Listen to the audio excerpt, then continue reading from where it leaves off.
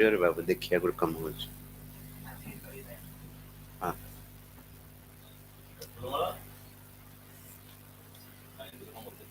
नमस्तस्मै भगवते कृष्णाय कुण्ठमेधसे राधाधरसुधा सिन्धौ नमो नित्यविहारिणे राधां कृष्णस्वरूपां वै कृष्णं राधा स्वरूपिणं कलात्मानं निकुञ्जस्थं गुरुरूपं सदा भजे। यस्या कदापि वसनाञ्चलखेलनोत्थ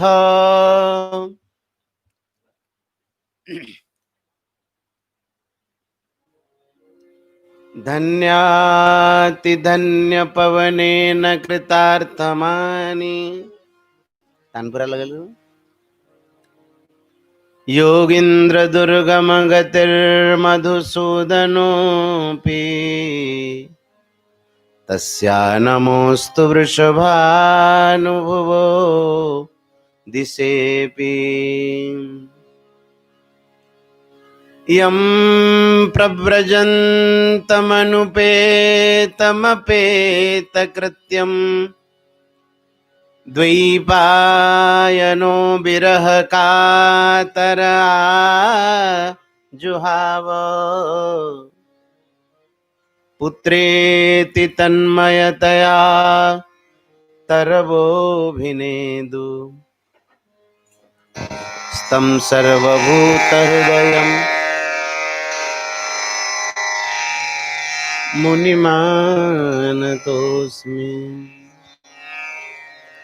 वाञ्छाकल्पतरुभ्यश्च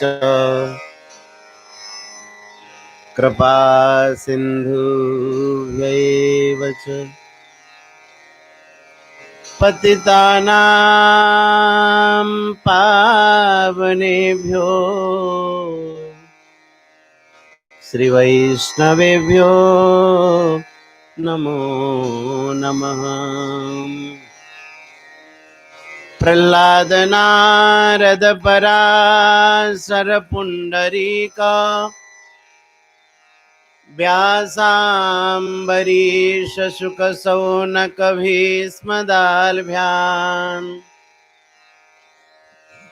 रुक्माङ्गदार्जुन वसिष्ठ विभीषणादीन्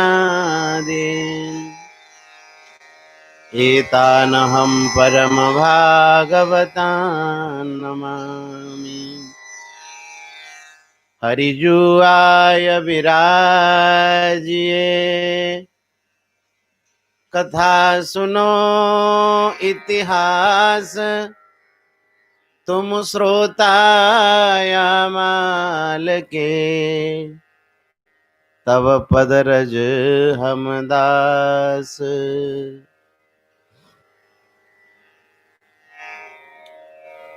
श्री भक्तवांछा कल्पतरु भक्तवत्सल शरणागत वत्सल श्री राधा माधवंक चरणारविंदरे साष्टांग प्रणिपात हुई।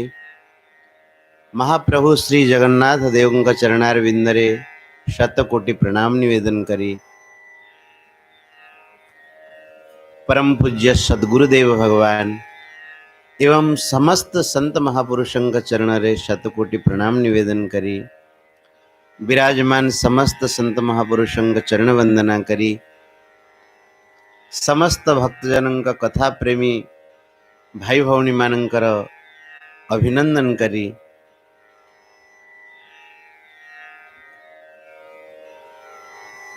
पुरुषोत्तम मासरे श्रीधाम वृंदावन ब्रह्मर्षि वाटिका रे जमुना पुड़ीन रे आमे माने श्रीमद् भागवत कथा श्रवणर परम अवसर प्राप्त करछे।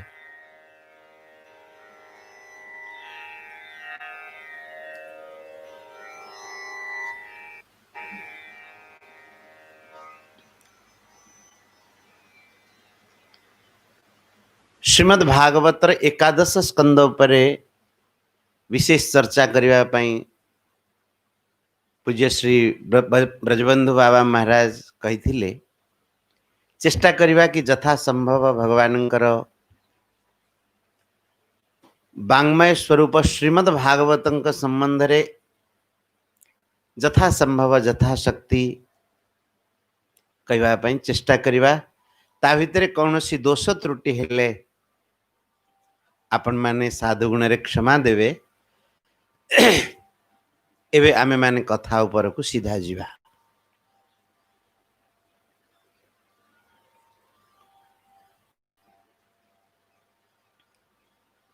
श्रीमद् भागवत रे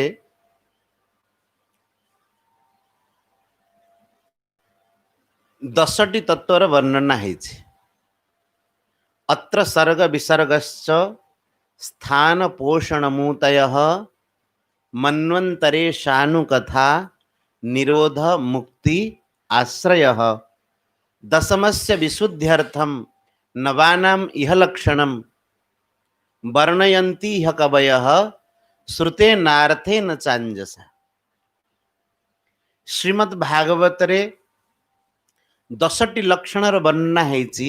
10टी लक्षण जो पुराण रे वर्णना होता है तांकर नाम होंती महापुराण। अन्य समस्त पुराण किंतु श्रीमद् भागवत होचंदी महापुराण। श्रीमद् भागवतम पुराण ममलम यद वैष्णवानां धनम। वैष्णवानंकर धन स्वरूप श्रीमद् भागवत निर्मल पुराण उज्ज्वल पुराण। तो क्रमशः प्रथम स्कंद एवं द्वितीय स्कंद। प्रथम स्कंद होची अधिकारी स्कंद। अधिकारी अर्थ भागवतर को माने अधिकारी होइचंती श्रोता वक्ता क्रम रे। आ द्वितीय स्कंद होचंती अनुक्रमणिका माने संपूर्ण भागवतर विषय वस्तु द्वितीय स्कंद रे कहि दिया जाइछ। जने संत बड़ विनोद रे कहले आजिकाली प्राय वक्ता अद्वितीय वक्ता। मु पचारली महाराज अद्वितीय वक्तार अर्थ कौन? समस्त लिखुचंदी अद्वितीय वक्ता। से कहले अद्वितीय वक्तार अर्थ होची जे द्वितीय स्कंद को स्पर्श करंतिनी से हेले अद्वितीय, न द्वितीय इति अद्वितीय। माने द्वितीय स्कंद विषय जो माने कहंतिनी से माने हेले अद्वितीय वक्ता। किंतु आपण माने भल भावे मन रखिथिबे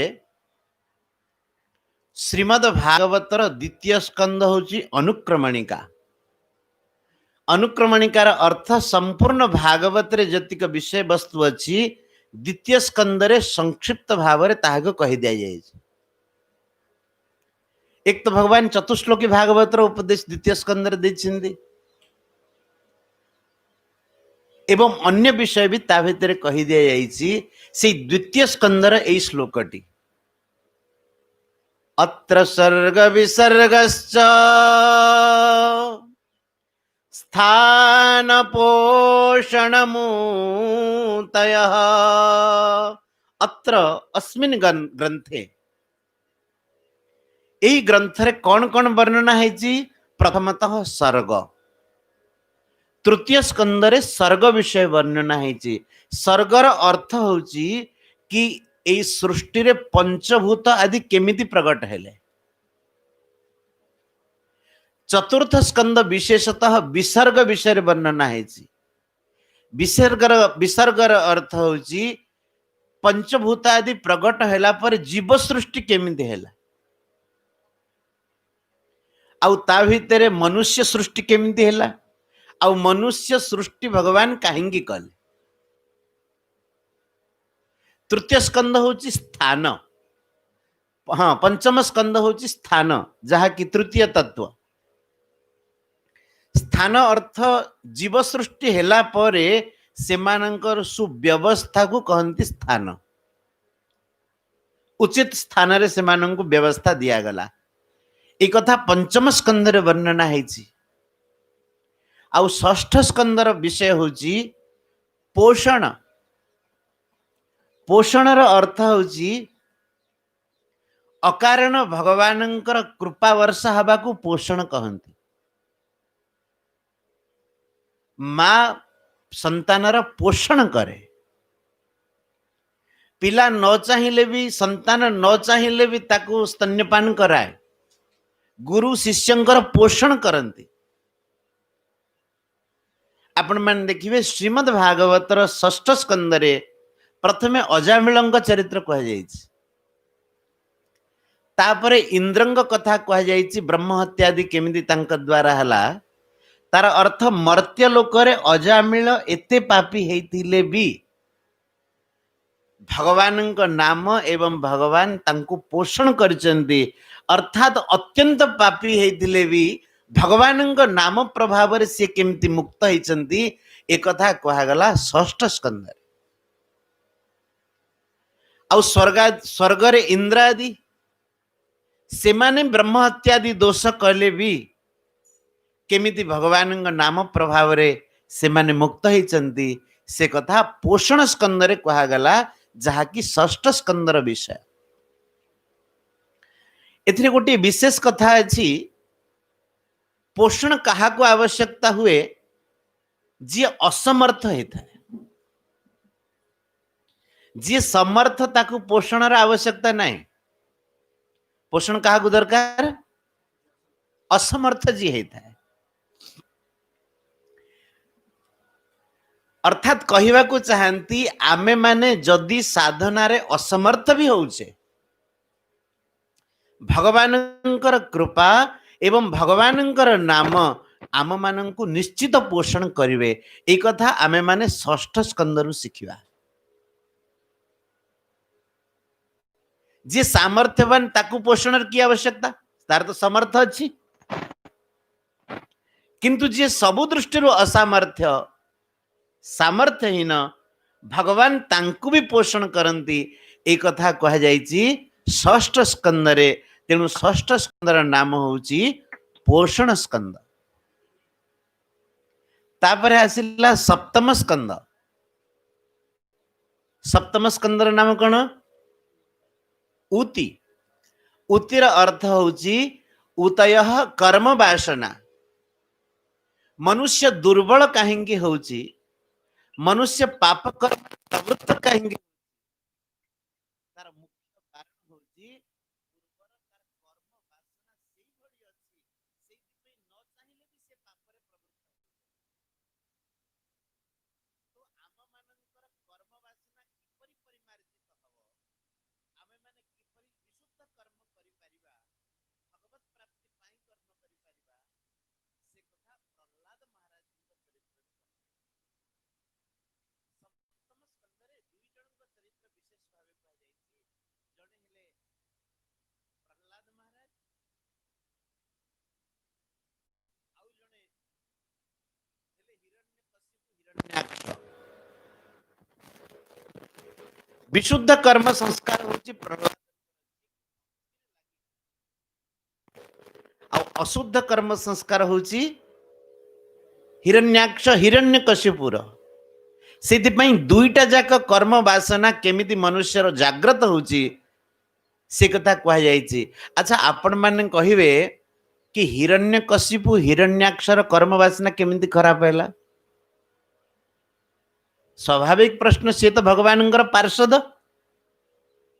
तांकर एमिति की कर्म वासना खराब थिला जे से असुर जोनि के प्राप्त हेले तार मूल तत्व होची भगवानंकर पार्षद हेले भी सनक सनंदन सनातन सनत कुमार चारि महर्षि जेतेबेले भगवानंकर दर्शन करने को जाइचंती वैकुंठ धाम को पितामह ब्रह्मांग ठारू भगवानंकर जस कीर्ति श्रवण करी चतुस्सनक जेतेबेले जाइचंती दर्शन करबा पई से समय रे जय विजय तांकु बेत बाड़ी लगे कि अटके देचंदी ए बाबा सियाड़े कुआड़े जाउछ तार अर्थ जो माने साधु संतंकर विरोध करंती तांकु अवमानना करंती सेई मानंकर कर्म वासना अशुद्ध हुए आ प्रहलादंक चरित्र देखंतु देवराज इंद्र हिरण्यकशिपुर जते बेले गर्भ रही हाँ कयाधुर जते बेले गर्भ रही हिरण्यकशिपु द्वारा से समय रे गर्भ स्थापना करिकी तपस्या करने को जाइए हिरण्यकशिपु विष्णु पुराण रे कथा आसी कि तपस्या करने को हिरण्यकशिपु जाइए एपटे देवराज इंद्र आसिक पहुंची नगरी रे आउ इंद्र आसिक कयाधु को लेकिन रथ में बसैकी जाइए कयाधु बिचारी अन्य उपाय न पाए कि बहुत दुख रे विलाप कर रास्ता रे देवर्षि नारद भेट हेले तुलसी चौरा को टिके पाखो कर दो देखा जो ठीक रे टिके तळवा कर मार्ग रे जते बेले देवर्षि नारद भेट हेचिंदी कयाधु प्रहलाद महाराजंकर जी माता दुखी हेचिंदी गर्भ रे प्रहलाद अछंदी से समय देवराज इंद्र को देवर्षि नारद कहले कि अरे इंद्र ये अबला नारी की तू कहीं कष्ट दौचु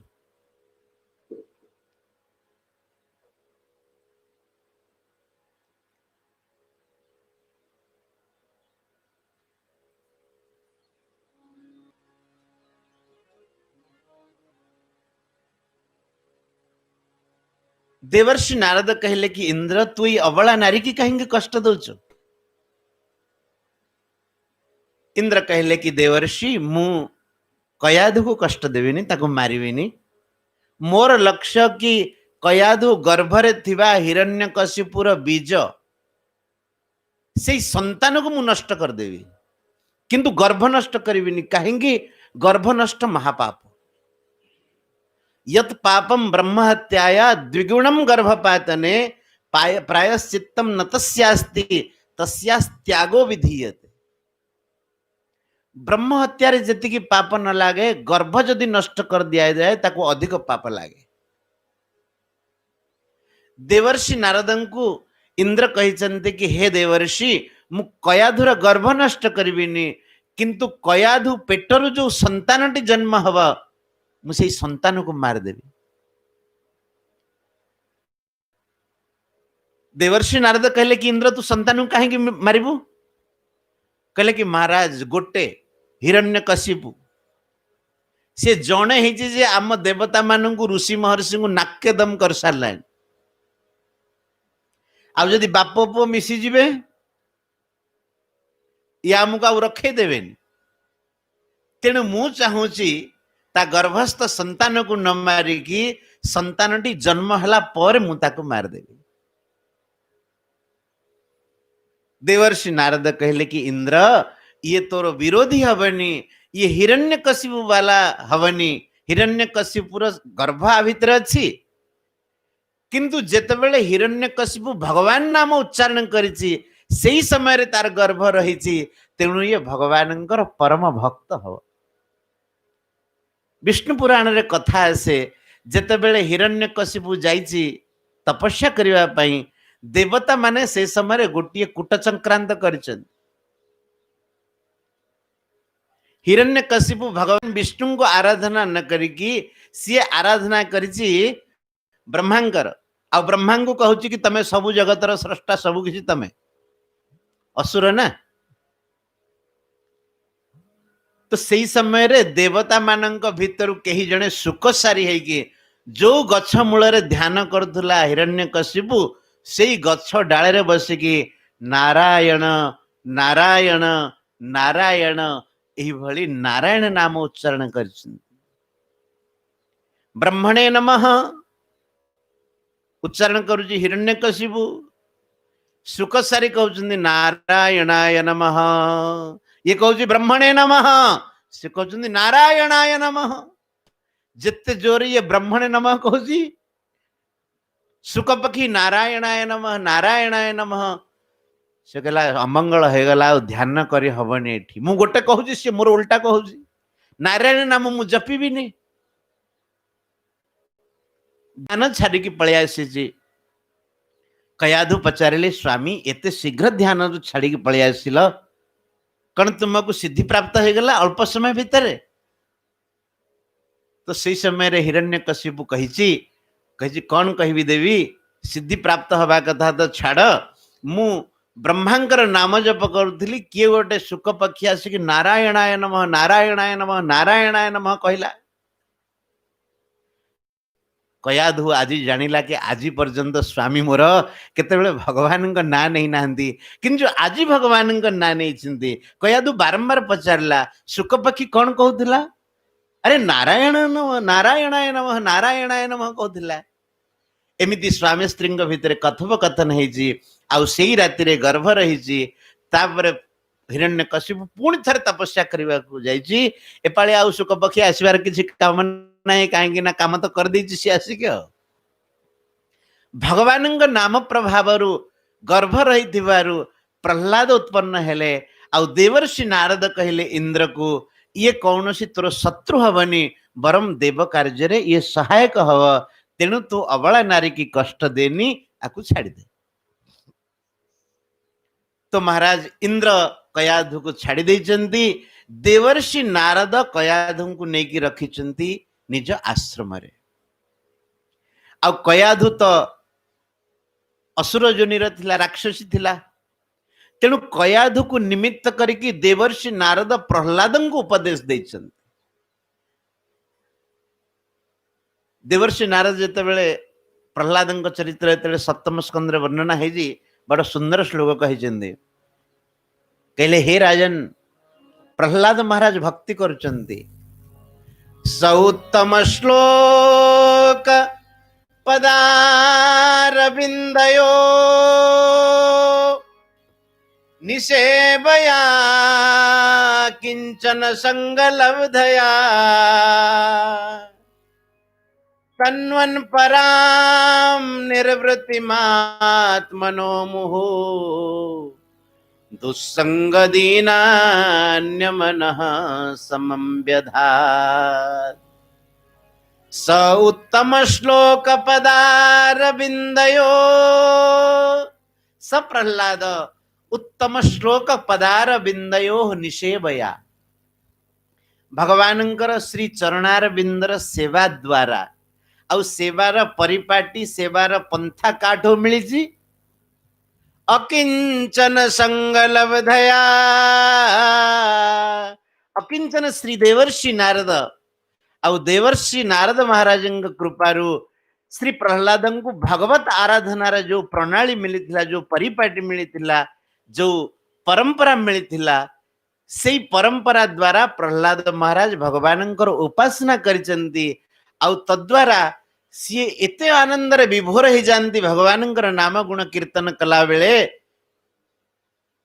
से आनंद को विस्तार करिकी हृदय आनंद को बाहर विस्तार करिकी दुस्संग दीनान्यमन समम व्यधात दुस्संग रे जो माने कुसंग रे दुखी होता से मानक मन को प्रह्लाद आनंद प्रदान करता निवेदन करिवार अर्थ है कि प्रह्लाद भितर शुभ संस्कार जहा कि उति उतय कर्म वासना प्रह्लाद मन रे शुभ संस्कार कहीं प्रकट है कौटु प्रकट है देवर्षि नारद महाराजंकर बाल्यकालरू कौन कहबा गर्भावस्थारू शिक्षा मिली आउ तदनुसार प्रह्लाद महाराज भगवान को उपासना करुथुबारू प्रह्लाद महाराजंकर संस्कार अति उत्तम संस्कार है आउ हिरण्यकशिपुर संस्कार कहीं उत्तम है संत महापुरुषंकर अवमानना करतिबारु तांकर संस्कार अनुत्तम है तो उतिरे एक कथा कहबा को चाहती कि आम मानकर संस्कार केमिति विशुद्ध हव आपण मानन टिके जदि गभीर आलोचना करने को चाहिए गीतार मझे मझे कहबी श्रीमद् भगवद गीतार अष्टम अध्याय भगवान कहते आमे माने कौन सी कर्म करुचे से कर्म करिवार पांचोटी कारण अच्छी कौन कौन पांचोटी कारण अधिष्ठानम तथा कर्ता करणम च चतुर्विधम विविधाश्च पृथक् चेष्टा दैवं चैवात्र पंचमम् आमे कौन सी कर्म करुचे तार पांचोटी कारण अच्छी टिके गंभीर हो जिवा आउ गीता मर्म को भी टिके बुझिवा पांचोटी कारण कौन कौन अधिष्ठानम जेमिति आमे माने बस की भागवत आलोचना करुचे या पे गोटी स्थान अच्छी ना जोठी आम बसिक आलोचना करुचे तो भागवत रूपी कथा आलोचना करिवार प्रथम कारण हला प्रथम उपादेयता हला अधिष्ठान अधिष्ठान माने आधार स्थान द्वितीय हला तथा कर्ता कर्ता माने किए वक्ता ही दिवे आ किए श्रोता ही दिवे श्रोता भी कर्ता आ वक्ता भी कर्ता नहीं केते जगह भावंती वक्ता ही श्रेष्ठ श्रोता ही किसी नुह ना श्रोता न वक्ता क्या कहे श्रोता कौन शुणवे तेणु दुहे उपाय दे तथा कर्ता तृतीय रहला करणम जे मुह नहीं पाटी नहीं पाटी भितर जीभ नहीं तो केमिति आमे कहबा कानरे शुभुनी केमिति शुणिबा अधिष्ठानम तथा कर्ता करणम च चतुर्विधम हाँ करणम च पृथक विधम विविधाश्च पृथक चेष्टा आउ विविध प्रकार चेष्टा जेमिति आपण माने ओडिसा रो आसिले ये गोटे चेष्टा हला एकदम सहज कथा सीतानाथ मंदिर रो एठिके आसिले कथा सुनिया पे ब्रह्मर्षि वाटिका को ये चेष्टा हला नहीं कोठु दरी आसिला कोठु माइक आसिला कोठी लाइट लागिला ये सब चेष्टा हला ना विविध चेष्टा चारोटी कारण सत्वे भगवान आउ गोटे विशेष कारण कहते पंचम कारण होची दैवम दैवम र अर्थ एठारे होची संस्कार उति देखिबो बहुत लोकंग पाखरे कथा सुनिया पे स्थान अच्छी घर अच्छी बड़ बड़ हॉल अच्छी कर्ता भी अछंती तांकर कान अच्छी पाटी अच्छी सुनी पारिबे कहि पारिबे अन्य विविध प्रकार चेष्टा करने ପାଇଁ भी शक्ति अच्छी किंतु सेमानंग पाखरे गोटिए जिनिस नाही कौन दैवम से शुभ संस्कार नथिबा कारणरू सेतिकी समय से माने भगवान कथार बितौ नाहंदी भागवत पाठरे गीता पाठरे रामायण पाठरे बितौ नाहंदी अधिक मास हैला माने आमे माने कहूचे भागवत आरंभ कर मास व्यापी कथा सुनिबा से माने आरंभ करिवे मास व्यापी गुड़ी उड़ेबा टूर्नामेंट करिवा गुड़ी टूर्नामेंट कहीं सेमानंकर संस्कार से अभिमुखी किछ नले खेल देखिबा तेणु भगवान कहले कि कर्म संपादन हबारे जो पांचोटी कारण होची ता भितरु प्रमुख कारण होची दैवम दैवम अर्थ संस्कार जहाकू श्रीमद् भागवतर सप्तम स्कंदरे कहा जायछि उति उतयः कर्म वासना जहांक भितरे शुभ संस्कार प्रकट होइछि तांको मन सदा बेले शुभ कार्य करिबा पई भगवत आराधना करिबा पई उन्मुख हो आउ जहांक भितरे सेई गोटी को नाही बाकी सब व्यवस्था थिले भी सेमानंक मनरे केतेबेले भगवानंक भक्ति अथवा भगवत कथा सुनिया पई इच्छा जागृत हबनी सेमानंक आपण प्रेरणा जदि भी करिवे कहे कोन करे तोर अछि के बेल नहीं मो पाखे बेल नहीं एक कथा नहीं, तर बहुत अच्छी किंतु संस्कार नहीं। प्रहलाद चरित्र माध्यम भगवान कर्म वासना वर्णन करिवार कारण होची कि आमर जदि पवित्र कर्म वासना हब तेबे आमे माने प्रहलाद भली भक्त हो पारिबा। आउ जदि अपवित्र कर्म वासना को आमे माने संग्रह करिबा तेबे हिरण्यकशिपु भली हब। परिशेष रे आपण माने देखिबे सप्तम स्कंदर परिशेष रे वर्णाश्रम धर्मर व्यवस्था है नहीं महाराज। प्रहलाद चरित्र सरिला, स्तुति आदि सरिला, तापर वर्णाश्रम धर्मर व्यवस्था कह जाए। तीन अध्याय कह जाए गृहस्थ केमिति रहिबे, साधु केमिति रहिबे, ब्रह्मचर्य आश्रम केमिति रहिबा को हवा, बानप्रस्थी केमिति रहिबे, ए सब कहीं कह जाए। तार मूल कथा हला आमर कर्म वासना बा उति ताकू आमे श्रृंखलित करिबा पाई। महाभारत रे महाराज गोटे जगार मु देखिली कि समस्त आश्रम को गोटे पटे रखिब तराजुर, आ गृहस्थ आश्रम को गोटे पटे रखिब से बराबर। तराजुटी नहीं कि ब्रह्मचर्य, वानप्रस्थ एवं साधु आश्रम, संन्यास आश्रम को गोटे पटे रखिब, आउ गोटे पटे गृहस्थ आश्रम को रखिब। कहते गृहस्थ आश्रम तीन आश्रम तुल्य समान। कहीं कि गृहस्थंकर कर्तव्य जदि से माने संपादन करुचंदी से माने बहुत महत्वपूर्ण। अन्य तीन आश्रम सेवा गृहस्थ आश्रम माध्यम रोची। हाँ, गृहस्थ आश्रम ही तीन आश्रम प्रकट होचंदी ना। थरकर कथा स्वामीजी महाराज जी जने कहले, केते लोग केते कथा कहउचन ता भीतर जने कहले, हाँ कहले साधु गुड़ा का ठीक ना। आ महाराज जी कोठी छाड़िया लोक कहले महाराज जी साधु गुड़ा का ठीक ना। महाराज जी कहले तमर संतान उत्पन्न जो माने होचंदी, साधु तो साधु जन्म करू ना। साधु किए जन्म करची? गृहस्थ जन्म होचंदी। जी बिल्कुल अनपढ़, जार योग्यता किसी नहीं, दंडा बालुंगा, तो घरे किसी काम करूनी, बेकार रे बुलुची, का कथा मानुनी, चल आगु साधु कर दी।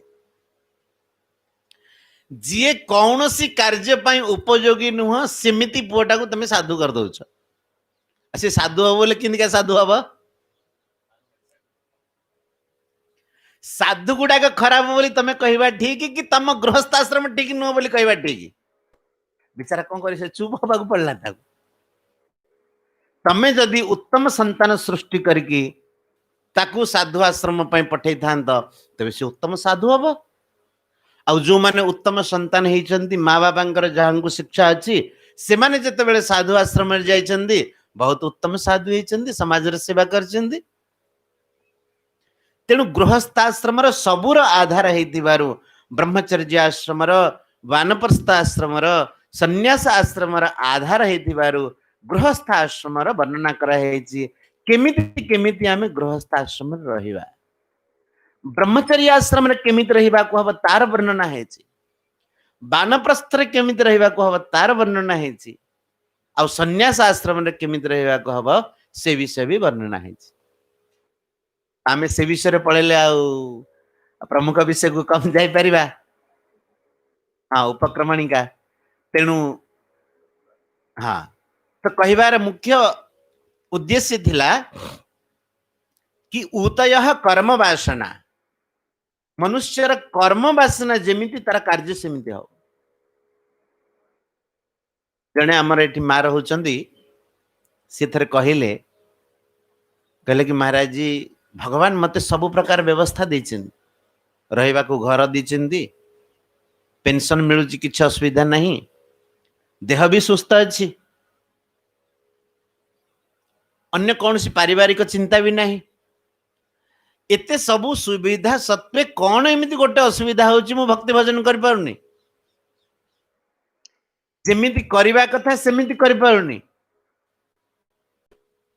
भगवान प्रेरणा मन रे भावना आसिला मु कहली माँ बाकी सब सुविधा अच्छी किंतु आमर भीतर जो असुविधाटा सेटा आपण देखि पारना जहा कि आमर संस्कार असुविधा आउ संत महापुरुषों सानिध्य रे से संस्कार पवित्र हुए संस्कार रहे कारण शरीर रे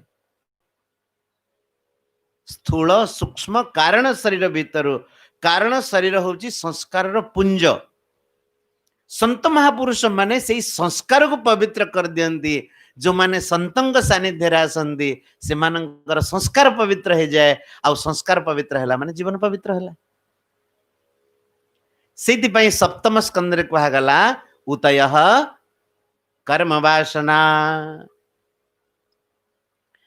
तापर आरंभ है। अच्छा देखो आ भितर आ गोटे विशेष कथा कहया चाहूँगी ए पर्यंत केतोटी तत्वर वर्णन है सर्ग विसर्ग स्थान पोषण उति पांचोटी तत्वर वर्णन है ना आउ केतोटी तत्व रहा कौन कौन मन्वंतर ईशानुकथा निरोध मुक्ति आश्रय देख आउ टिके गभीर देख कहीं मैंने बसिकी चर्चा करुचे तेणु जिते गभीर चर्चा कले भी असुविधा नहीं भगवान समय पर्याप्त देइचंती एथिरे पूर्वार्ध उत्तरार्ध दुईटी कथा कह जाइए प्रथम पांचोटी जो तत्व वर्णना करागला सेटा हला पूर्वार्धर चर्चा आपण कहबो पूर्वार्ध कौन जीव केमिति काहिंकी संसार रे पड़िला केमिति से संसार रे बांधी हैला अब काहेंकी से संसार रे दुख पाउची एई पर्यंत कथा एई पांचोटी तत्व रे वर्णना करागला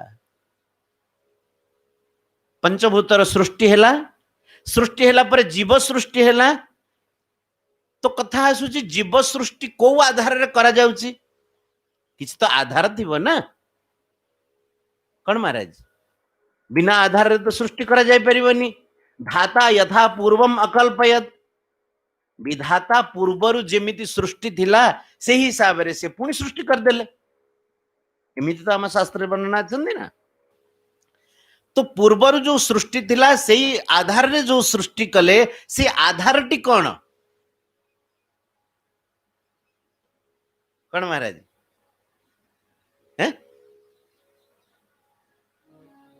चातुर्वर्ण्यं मया सृष्टं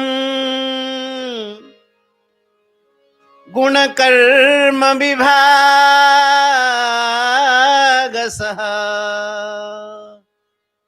तस्य कर्तारमपि मां विद्य कर्तारमव्ययम्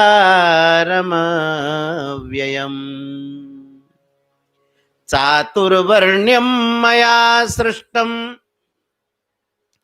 भगवान चारि वर्णर सृष्टि कले केमिति सृष्टि कले को आधार रे सृष्टि कले गुण कर्म विभागशः से जो आधार रे सृष्टि होची संपूर्ण सृष्टि तार मूल कारण होची उति बुझेला द्वितीय तत्व होची जीव सृष्टि आउ से जीव सृष्टि का आधार रे हेची का आधार रे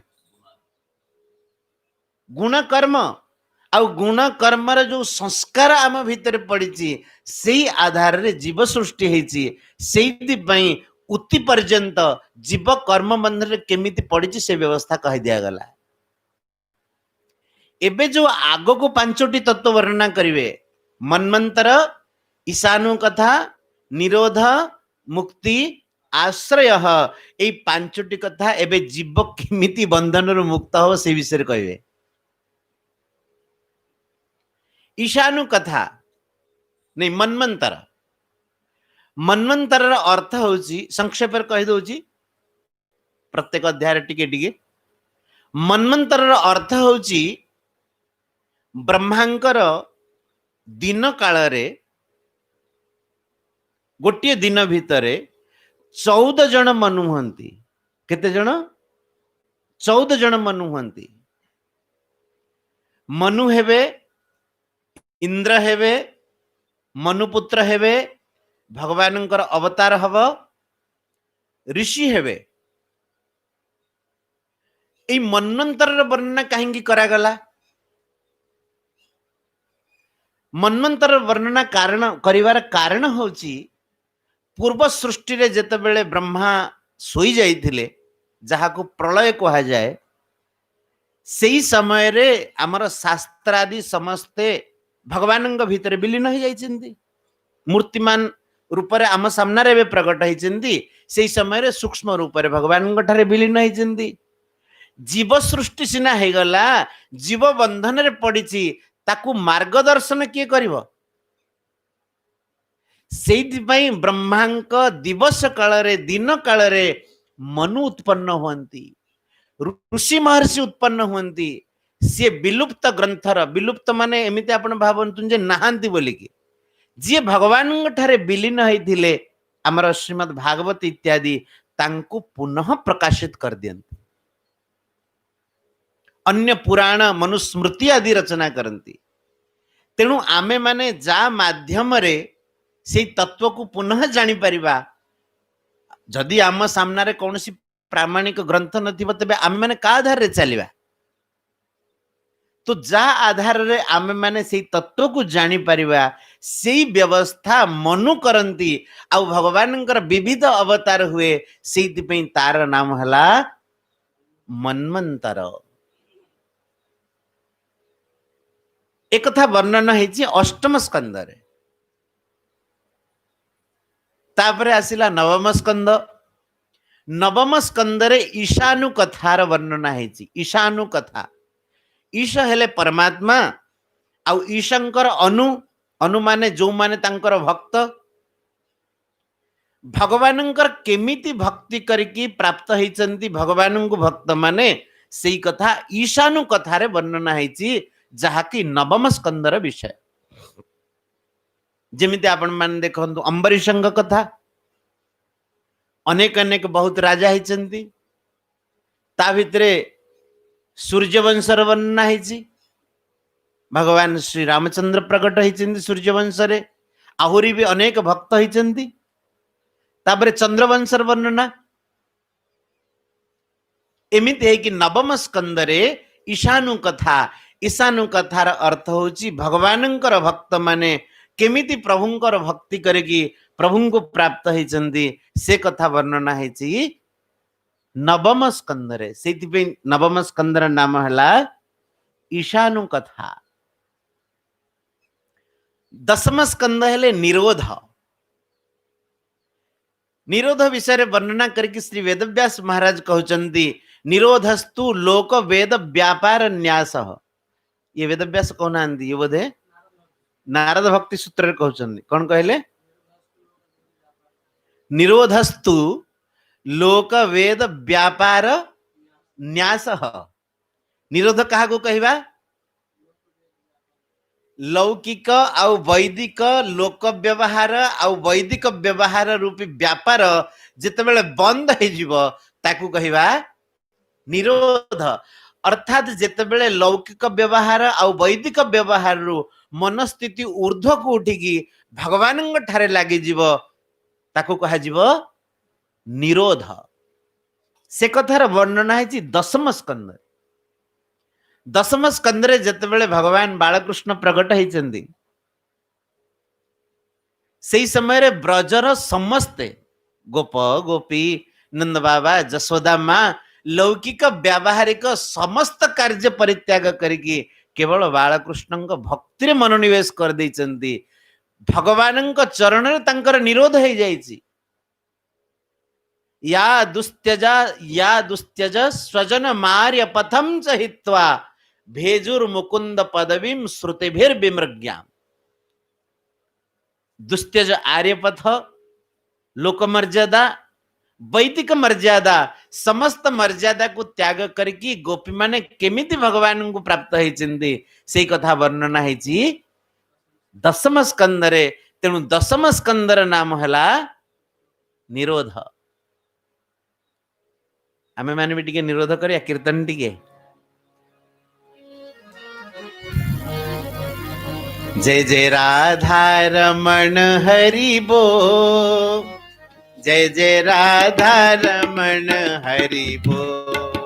ताली बजा कर। जय जय राधा रमण हरि बो, जय जय राधा रमण हरि बो, जय जय राधा रमण हरि बो, राधे जय जय राधा रमण हरि बो।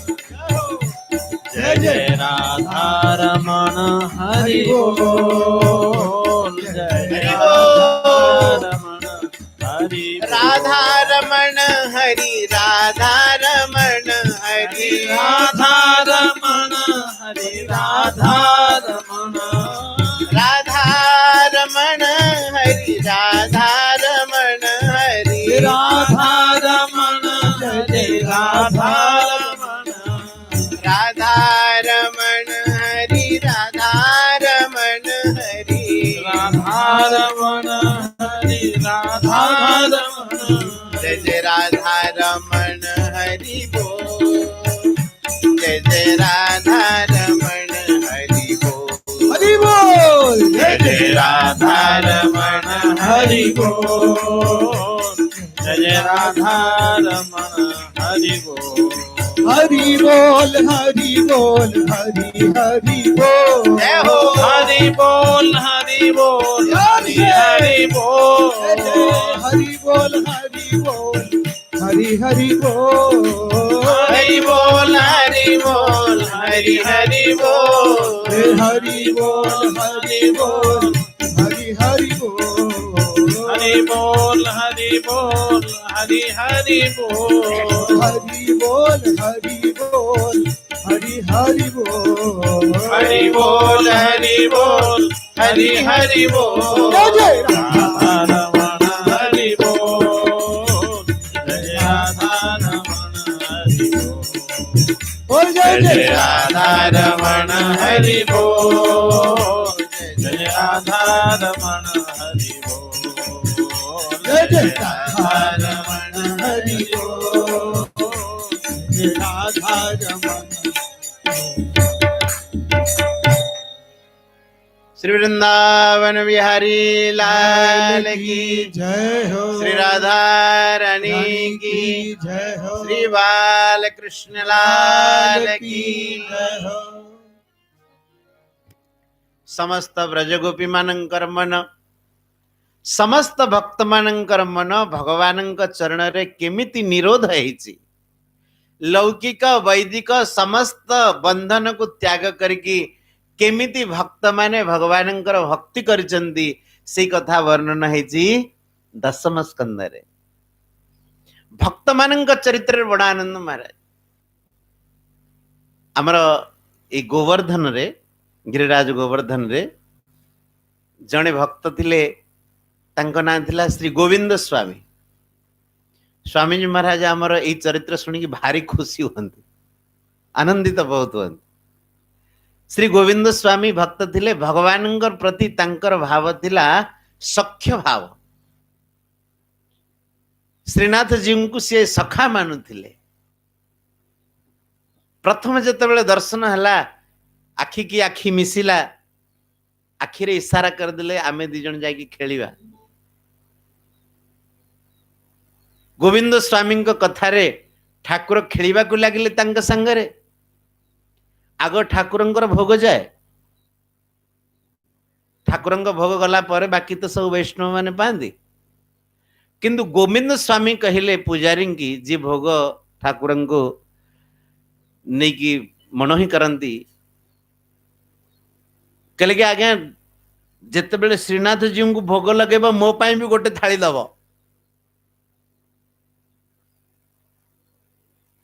पुजारी जी थिले से जाइकी विठलनाथ को कहले, विठलनाथ गोस्वामी सेवार थिले। से कहले देख गोविंदटा केड़े दुष्ट हेलाणी, ठाकुरंकर भोग गला बेलू कहूँ मते को भी गोटे थाली देदब। विठलनाथ गोस्वामी गोविंद को डाकी पचारे, गोविंद स्वामी डाकी पचारे गोविंद अरे ठाकुरंक भोग लगी सारला परे, मणु हो सारला परे सिना प्रसाद भक्त माने पांदी, ଠାକୁରଙ୍କର ଭୋଗ ଲାଗୁ ଲାଗୁ ତୁ କାହିଁକି କହୁଛୁ ଗୋଟେ ଥାଳି ତୋତେ ମିଳିବା ଦରକାର? ତାଙ୍କର ସଖ୍ୟ ଭାବ ଜାଗ୍ରତ ହେଲା। କହିଲେ କି ଆଜ୍ଞା କଣ କହିବି କି, ଭୋଗ ଉଠିଲା ପରେ ପ୍ରସାଦ ପାଇଲା ବେଳକୁ କଣ କରୁଛି, ଶ୍ରୀନାଥ ଆଗୁଆ ଖାଇ ପିଇକି ବଣକୁ ଯାଉଛି। ମତେ ତା ସାଙ୍ଗରେ ଯିବାକୁ ହବ, ମୁଁ ତା ସଖା। ବଣରେ ଯଦି ତାର କୋଉଠି କଣ ଅନିଷ୍ଟ ହେଇଗଲା କିଏ ଦେଖାରେଖା କରିବ? ଦ୍ୱିତୀୟ କଥା, କ୍ଷଣେ ମାତ୍ର ତାକୁ ଛାଡ଼ିଲେ ମୋ ମନ ଲାଗୁନି। ତେଣୁ ସେ ଆଗୁଆ ବଣକୁ ପଳଉଛି, ଆଉ ତା ମନ ବି ଲାଗୁନି ମୋ ବିନା। ତେଣୁ ଆମେ ସାଙ୍ଗ ହେଇକି 2 ଜଣ ଯାକ ଯିବାର ଅଛି। ଆଚ୍ଛା, ମୁଁ ଯଦି ପରେ ପ୍ରସାଦ ସେବନ କରୁଛି,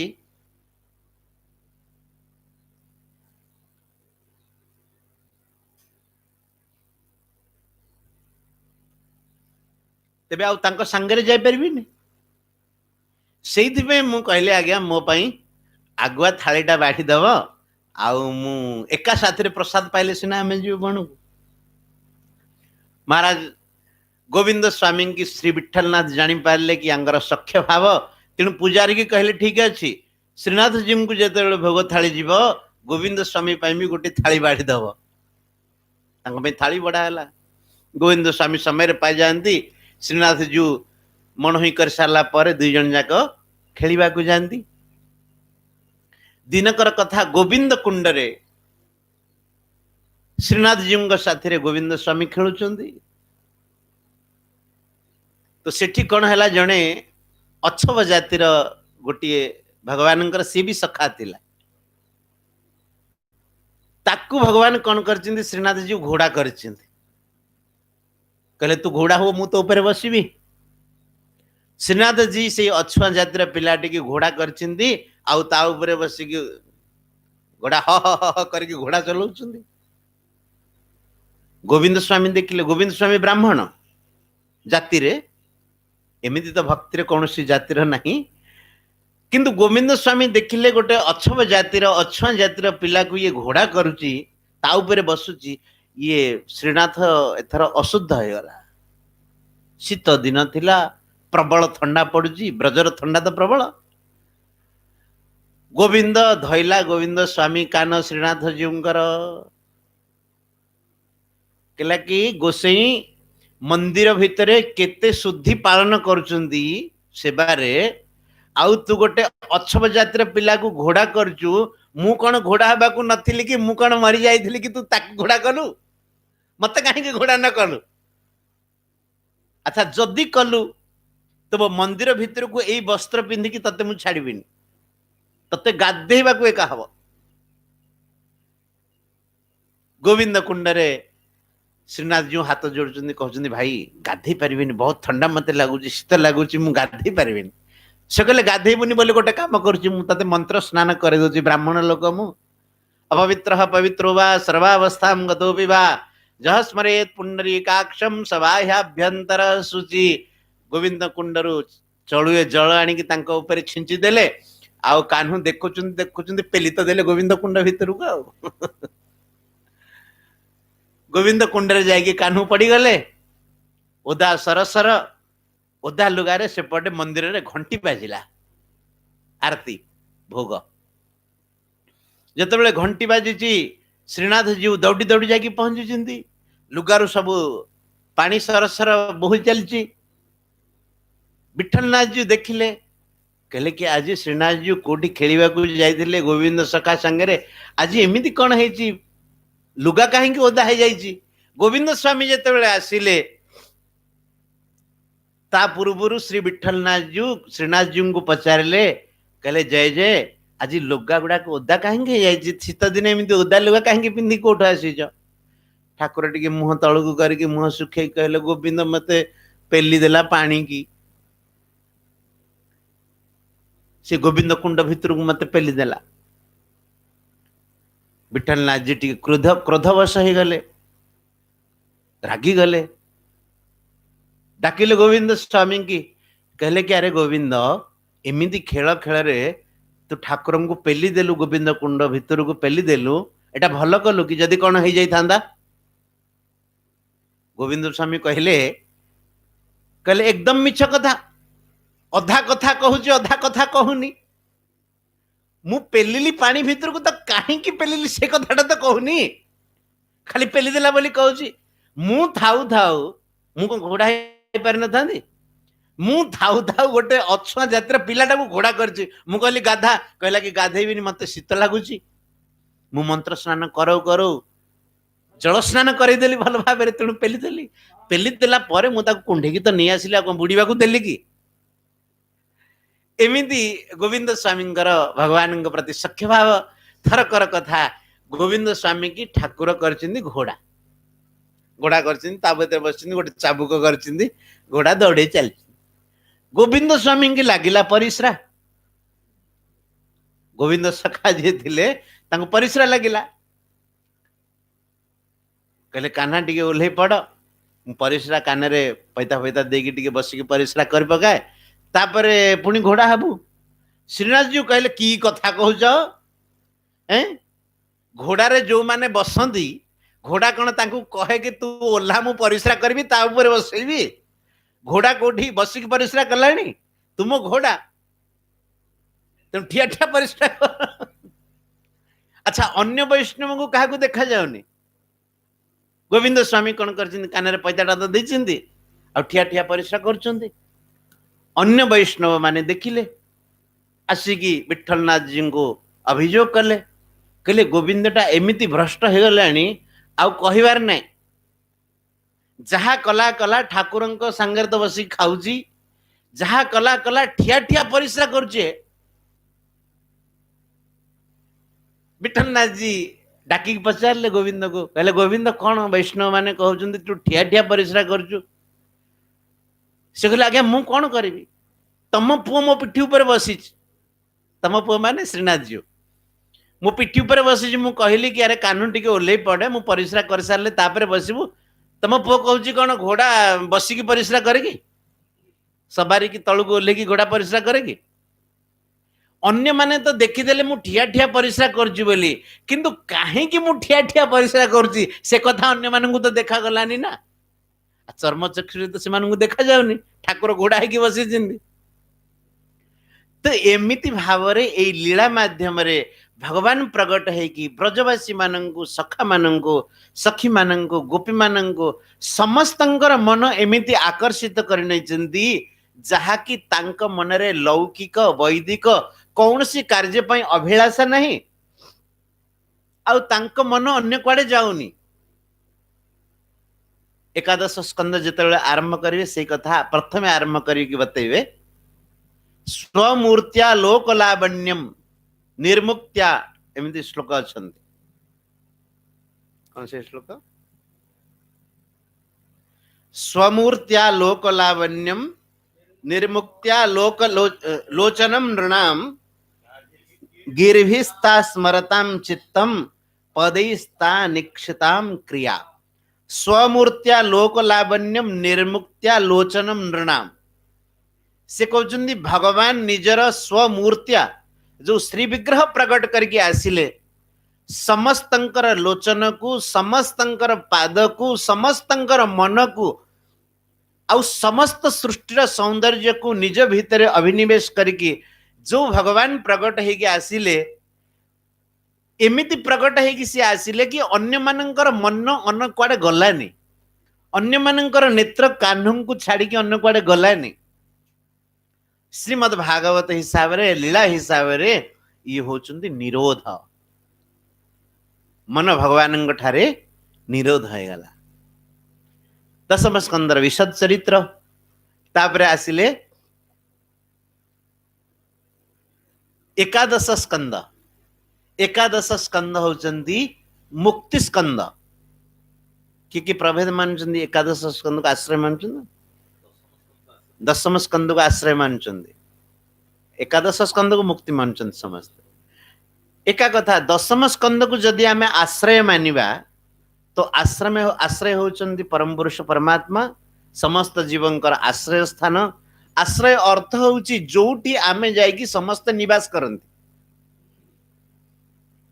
जेमिति घरर अन्य नाम होची आश्रय, काहेकि ना आमे घरे समस्त विश्राम करंती। तेणु आमर भागवत हिसाब रे आश्रयर परिभाषा देगी कहिचंदी जीव निजर शक्ति मानक द्वारा जो परमात्मा ठारे जाइकी विश्राम करंती तांको कहंती आश्रय तत्व। तो दशम स्कंद को आश्रय मानिले किछ असुविधा नहीं, निरोध मानिले भी किछ असुविधा नहीं।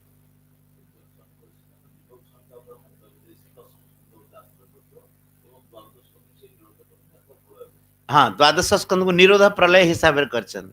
केतक वैष्णव एमती मानुचंदी क्रमशः देखिले दशम स्कंद निरोध, एकादश स्कंद होची मुक्ति, आउ द्वादश स्कंद होचंदी आश्रय तत्व। कहेंगी ना श्री परीक्षित महाराज अंतिम उपदेश प्राप्त करके भगवान का आश्रय रे विराजमान हो जाइछंदी। तेणु ये विचार पार्थक्य, तेणु किछ असुविधा नहीं, जहाँ को मानले भी एका कथा।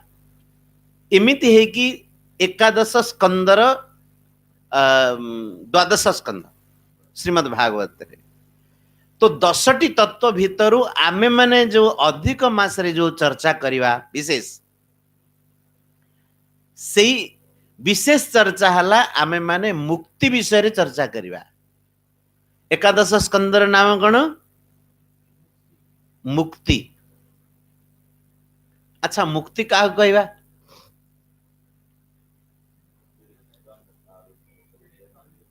हाँ, मुक्तिर हित्वा अन्यथा रूपम स्वरूपेण व्यवस्थिति। ये बड़ा सुंदर विषय महाराज। मुक्तिर हित्वा अन्यथा रूपम, देखो केता भीतर कथा दी जिंदी। मुक्ति कहा को कहवा? अन्यथा रूपम हित्वा। अन्यथा रूपम अर्थात जोटा आमर जथा रूप नुह तार हेला अन्यथा रूप। अन्यथा रूप को परित्याग करके स्वरूपेण व्यवस्थिति, आमर जोटा निजर स्वरूप जहा कि आमर यथार्थ रूप सेई धीरे निवास करने को कहा जाए मुक्ति। अच्छा, अन्यथा रूप कौन? जेमिति आमे आम माननकु एबे मानिचे आमे मनुष्य, एटा यथा रूप नुह। किए मानुची मु स्त्री, किए मानुची मु पुरुष, किए मानुची मु धनवान, किए मानुची मु गरीब, किए मानुची मु विद्वान, किए मानुची मु दुखी, किए मानुची मु सुखी, किए मानुची पाठुआ, किए मानुची मुख्य मूर्ख। ये समस्त जो उपाधि, संपूर्ण उपाधि होची अन्यथा रूप। आउ यथा रूप कौन? जीव भगवानंकर अंश, आउ जीव श्रीकृष्णंकर भगवानंकर नित्य दास। बंगाली रे हमर गोटे अछंदी ना महाराज पयार, हाँ, जीव कृष्ण नित्य दास ताहा भूली गेल,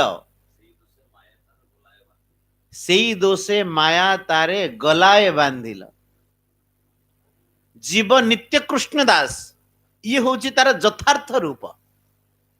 सेई यथार्थ रूप को केमिति जानिबा, केमिति चिन्हिबा, यही कथा वर्णना करिवे श्री सुखदेव जी महाराज एकादश स्कंदरे।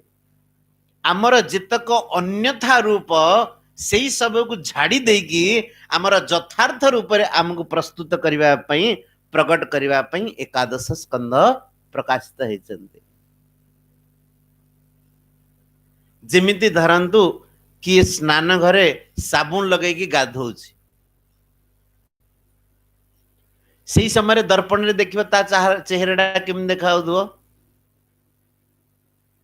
फेण सब चारिआडे लागि थिबो, बड़ विकृत देखा जिवो, विरूप देखा जिवो।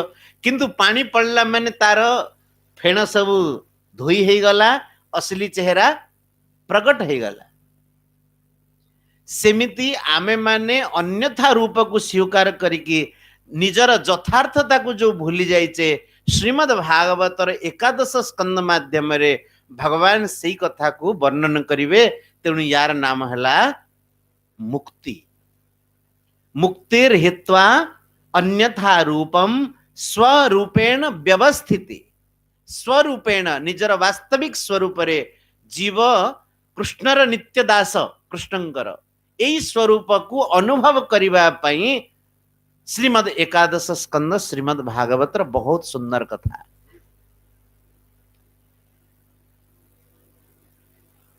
तेणु संक्षिप्त विषय विचार पर एबे आमे माने एकादश स्कंदर प्रारंभ करदबा। देखंतु एकादश स्कंदर प्रथम श्लोक कौन पढ़ले रे बाबू?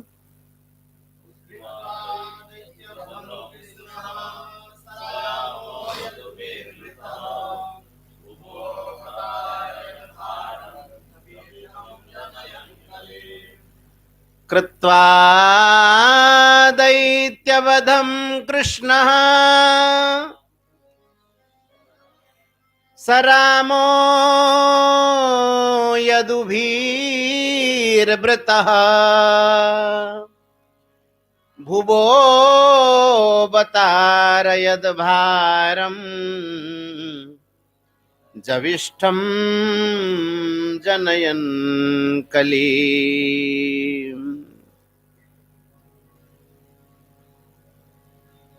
कृत्वा दैत्यवधः कृष्णो, भगवान श्री कृष्ण संपूर्ण दैत्य मानंकु बध कला परे स राम यदुभिर्वृत, काहंक द्वारा विनाश कले समस्त दैत्य मानंकु? स राम बलरामंक सहित आउ जदुभिर, जदुभिर मतलब जदुवंशी सहित, जदुवंशी द्वारा समस्त दैत्य मानंकु विनाश कले। तापर कौन कले? भुव अवतारयत भारम, भुवः भारम अवतारयत, पृथ्वीर भार को, पृथ्वीर बोझ को से माने जदुवंशी सहित से माने मिसिकी हल्का कले। आपण कहिए पृथ्वी रे किए सब भार दिले कि? पृथ्वी पई भार को माने जो माने भगवानंक विमुख जीव, भगवानंकर भक्ति करंतिनी, आउ जो माने केवल स्व कौन कहवा तांगु स्वपेट पोषक, उदर पोषक, निजर स्वार्थ सदा बेले चिंता करंती, उदरम भरिणो जीवा, जो माने केते बेले समाजर सेवारे कामरे लागंतिनी, से माने होचंदी पृथ्वी पई भार स्वरूप। पृथ्वी रे बहुत पहाड़ बहुत पर्वत हवाटा भार नहीं, किंतु विषय जीव, भगवत विमुख जीव, असुर स्वभावर जीव, ई माने होचंदी पृथ्वी पई भार स्वरूप। भगवान निजर जदुवंशी मानंक सहित बलरामंक सहित निजर अभिन्न शक्ति बलरामंक सहित परिवेष्टित है कि समस्त पृथ्वीर भार को हल्का कर देले। अच्छा महाराज, बड़ विचित्र कथा। एकादश स्कंदर मुख्य विषय आरंभ हब निमि जोगेश्वरंग संवादरु। केवल गोटे मात्र अध्याय जदुवंशर विनाश कथा कह जाय। आपण माने भाभी चंदी प्रथम अध्याय टी काहेंगे इथिपे कहले प्रथम रु आरंभ कर देतांत निमि जोगेश्वर संवाद, कोन पे कहले?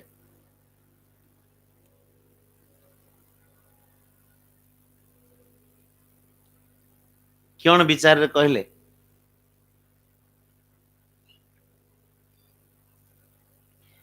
मुक्तिर प्रथम सोपान हैला वैराग्य। से श्रीमद भगवत गीता रे भगवान कहते बीतराग भय क्रोधा मन्मया मामुपाश्रिता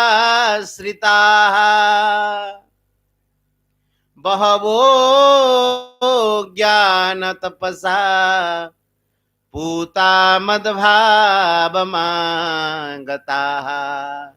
भगवान को जो माने प्राप्त होइचंदी पवित्र है कि से मानंकर प्रथम लक्षण होची बीत राग। देखंतु बड़ विचित्र कथा। राग होची रजगुणर लक्षण। रजो रागात्मकम विद्धि तृष्णा संग समुद्भव। रजगुण केमितिका तार स्वरूप केमितिका रागात्मक। और रजगुणरु ही मनुष्यर बंधन हुए। तेणु जो माने शुद्ध विशुद्ध सत्वर थिबे सेई माने ही संसार मुक्त हो पारिबे। रजगुणी व्यक्ति की तो बंधन ताको भल लागु से मुक्त कहीं हब। रजगुणर लक्षण महाराज दुखे तु सुख मानी नाम। ये हूँ रजगुणर प्रमुख लक्षण। दुख पाउथव किंतु ताकू सुख मानुथु। आपण माने देखिथिबे केते लोक भोजन कला बेले जो तरकारी पत्र थी सी भी प्रबल राग हो मसला तेल फेल खूब कषा हो केतेक लोक एमती थे महाराज दी चारिटा लंका चोबेकी ता सांगे आहरी खाऊे करके झाड़ पोछुवे परेशान होते एपट को देखुए सेपट को देखुए तथापि खाऊे दुख पाउचंदी किंतु दुखे तु सुख मानी नाम। दुखरे सुख मानिबा ये हूँ रजगुणर प्रमुख लक्षण। तेणु भगवान जदुवंशर विनाश कथा एइथिपई प्रथमे आरंभ कले। भगवान कहवाकू चाहती जदि तमे मुक्ति पाइबाकू चाहुच तेबे प्रथमे विगत राग हवा आवश्यक। बीत राग भय क्रोधा। भगवान कहवाकू चाहुचंती जदुवंश भली एभली विराट वंश जहाँकि भगवानंकर भुज द्वारा अभिगुप्त थिला सुरक्षित थिला। जदि जदुवंश समय क्रम रे चली गला तेबे आमे को गाईर गोबर है आमे रहिबा कि। भगवान एक कथा कहउचंदी जदुवंश भली वंश जदि रहिलानी परस्पर भितर कली है कि तार भी विनाश हो गला। जे पर्यंत संसार रहउचंती अन्य मानक सेवा पई रहंतु किंतु कोठी राग करंतु। राग अर्थ होची आसक्ति। कहीं जदुवंश भली वंश जदि रहिलानी आमे माने कोन रहिबा। एई कथा शिक्षा दबा पई भगवान प्रथमे विगत राग करिबा पई एकादश स्कंदर प्रथम अध्याय रे जदुवंशर विनाशर उपक्रमणिका कर देले। देखंतु श्रीमद् भगवत गीता हिसाब रे बीत राग भय क्रोधा। जदि मनुष्य विगत राग हो गला सी आपे आपे निर्भय हो जीवो। जदि राग रहित आउ भय रहित हो गला तेबे से क्रोध रहित हो जीवो। कहना कामनारु क्रोध उत्पन्न हुए आउ राग आसक्ति ही कामनार स्वरूप। आउ जो माने विगत राग हो गले भय रहित हो गले क्रोध रहित हो गले से मानकर गोटिए काम रहिबा मनमया। कौन रहिला मनमया। मनमय अर्थ कौन है? उनका खुद का कोई मन नहीं है। भगवान का जो मन है उनका मन वही है। इसीलिए श्रीमद् भागवत में कहा है ता मन मनस्का मत प्राणा मदर्थे त्यक्त दैहिका।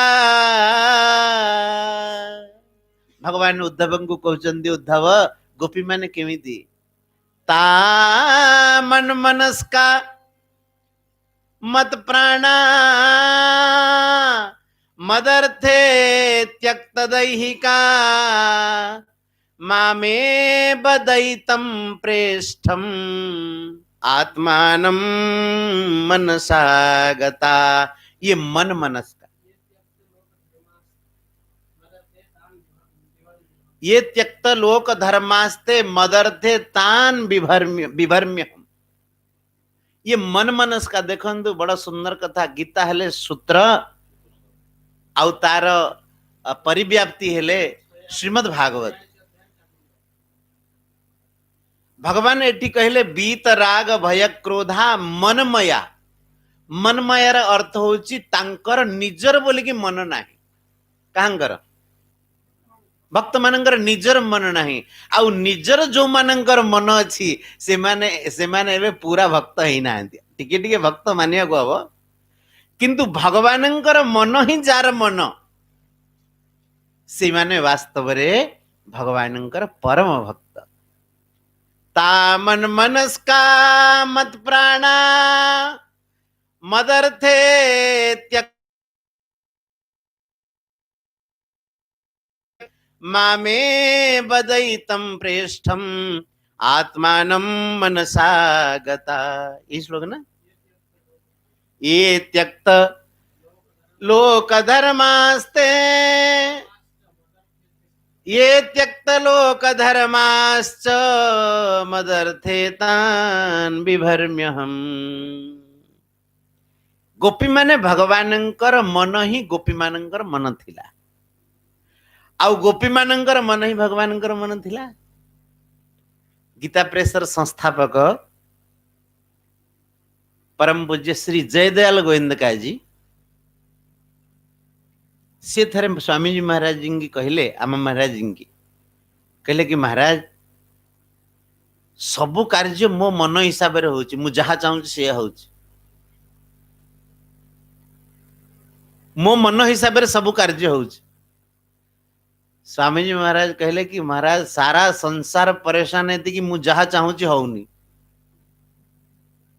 सारा संसार ये हरियाणा पड़ी ना मु जहा चाहूँ होनी आउ जहा होची मते भल लगुनी आउ जहा भल लगुची सेटा रहुनी आपणଙ୍କ पाखरे एमिति कोन विशेषता अछि आपणଙ୍କର सब कथा मन अनुसार केमिति हे जाउची पूरा संसार रहुनी आपणଙ୍କ मन अनुसार केमिति हे जाउची तो श्री जयदयाल गोविंदका जी कहले कहले आर गोटे सूत्र अछि मु मोर मन छाड़ी देछि मो मन को मु भगवानଙ୍କ मन रे मिसई देछि आउ श्री रामचरित्र मानस रे कहिसंती राम की न चाहई सोई होई राम की न चाहई सोई होई करे अन्यथा अस नहीं कोई करे अन्यथा अस नहीं कोई श्री राम जय जय राम श्री राम जय जय राम श्री राम जय जय राम श्री राम जय जय राम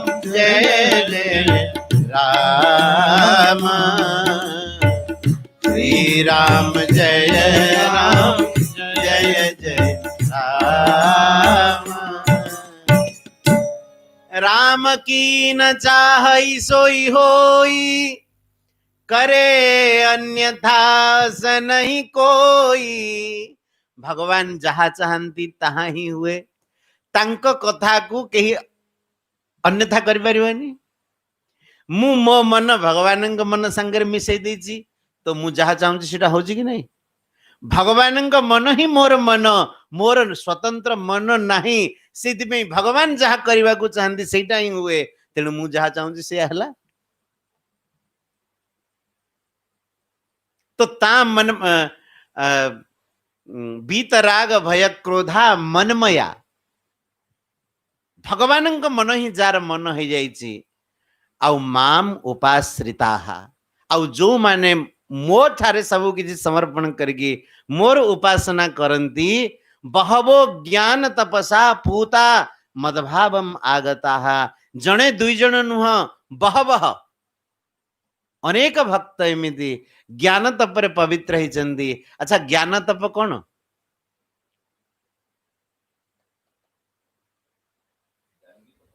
हैं कौन जानी की भजन करे कौन महाराज ज्ञान तप सबुठो ज्ञान तप हैला संसार रे कौन सी सुखद दुखद परिस्थिति आसुची तपर अर्थ कौन तप क्या कहती तपस्या करुची ठंडा समय रे ठंडा जल रे शीत समय ठंडा जल रे बसिकी तपस्या करुची आउ गरम समय रे पंचाग्नि तपन करुची तपस्या ताको कहती किंतु एई तप होची साधारण तप ज्ञान तप ताकू कहा जाए भगवान कृपारू कौन सी परिस्थिति आसुची से व्यथित हबार नहीं भाविबा कथा ये भगवान ही कृपा जा मनरे आमे अन्य कौन सी तपस्या करुचे से तपस्या रे आमर निजर मन अनुकूल रहुची किंतु भगवान आड़ू जो परिस्थिति आसुची भगवान जो परिस्थिति आम मान को प्रदान करदेले से परिस्थिति रे प्रसन्न रहिबा ही ज्ञान तप आउ से ज्ञान तप द्वारा जो माने पवित्र होती एमिति अनेक भक्त भगवान को प्राप्त हो जाए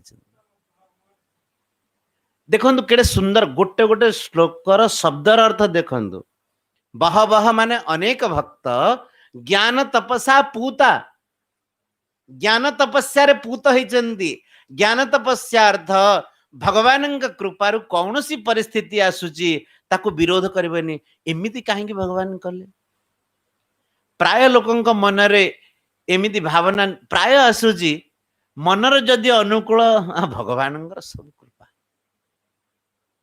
आउ जदि मनर कौन प्रतिकूल टिके हे गला भगवान बुझु नाहंती आउ अरे सबु कथा बुझिले एई कथाटा केंदी बुझिलेनी ना भगवान तरफ जो परिस्थिति आसुची सेथिरे सम रहिबा भगवान कृपा अनुभव करके आनंदित हवा ही ज्ञान तप अन्य प्राकृतिक तपस्या रे जेतिकी पूत मनुष्य हुएनी पवित्र हुएनी ज्ञान तपरे ताठारु अधिक पवित्र हुए आ पूता मदभाव मांगता तो निवेदन करुथली प्रथम लक्षण हैला मुक्ति पई प्रथम लक्षण हैला विगत राग हवा प्रथम लक्षण से लक्षण को प्रतिपादन करबा पई भगवान एकादश स्कंदर प्रथम अध्याय रे एक कथा वर्णन करबा को चाहंती भगवान अन्य दैत्य माननकु जदुवंशी द्वारा निजर ज्येष्ठ भ्राता बलराम द्वारा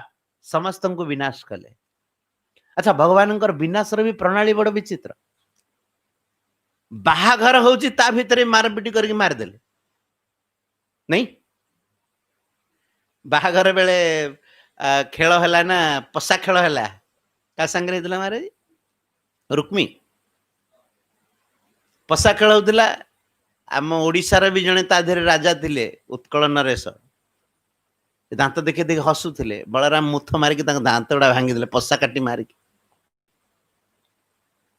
आउ जो मैंने थे लंगल क्या पिटिकी मारे किसी तो बाहाघर रे विनाश हो दैत्यर हाँ सैन्य मारदेले तो भगवान बलराम द्वारा किसी निजे किसी एमती करके मारदेले तापर परिशेष रे भगवान भाविले कि आउ मारिवार कौन उपाय भगवान केमिति मारिले तार विषय वर्णना करचुंदी कहले कि हे राजन यही कुपिता सुबहु पांडुसुता सपत्नीर द्युर्द्यूत हेलन कच ग्रहणा दिभिस्तान कृत्वा निमित्त मितरे तरतः समेतान हत्वा नृपान निरहरत क्षितिभार मीशः मीशः भगवान ईश्वर ईश्वर केमिति कले कि ये कोपिता बहु सुबहु पांडुसुता सपत्नी ही माने शत्रु मानक द्वारा कौरव मानक द्वारा पांडुपुत्र मानक अधिक कुपित करा जायथिला यार चरित्र महाराज विशद वर्णन करने को हेले कौ थिरे पांडुसुत मानू केमिति कुपित करागला प्रथम आपण माने देखिए कौरव माने शकुनी कर्ण दुशासन दुर्योधन आदि कर्ण केतले किंतु कपट को भल पाई ना से कहती एटा ठीक नहीं पुरुषत्व अच्छी बोले युद्ध कर एमती कपट कौन कर कर्ण केत कपट को भल पाई ना किंतु दुर्योधन मित्रता निर्वाह करने कौन उपाय न पाई हाँ कर तो गोटे गोटे करके भीम को विष लड़ू दबा ठारू आरंभ करिकी वनवास पर्यंत द्रौपदीर वस्त्रहरण इत्यादि द्रौपदी की वेश्या कहवा इत्यादि अनेक प्रकार रे पांडुपुत्र मानंकु कुपित करा जाइछि लाक्षागृह रे पांडुसुत मानंकु जालिबार महान षड्यंत्र करा जाइछि किंतु महाराज देखंतु युधिष्ठिर तो युधिष्ठिर महाभारत जिते आम अध्ययन कलु बड़ सुंदर लगिला लाक्षागृह बारणावत पठेबार गोटे बड़ षड्यंत्र तैयारी करा हैछि धृतराष्ट्र द्वारा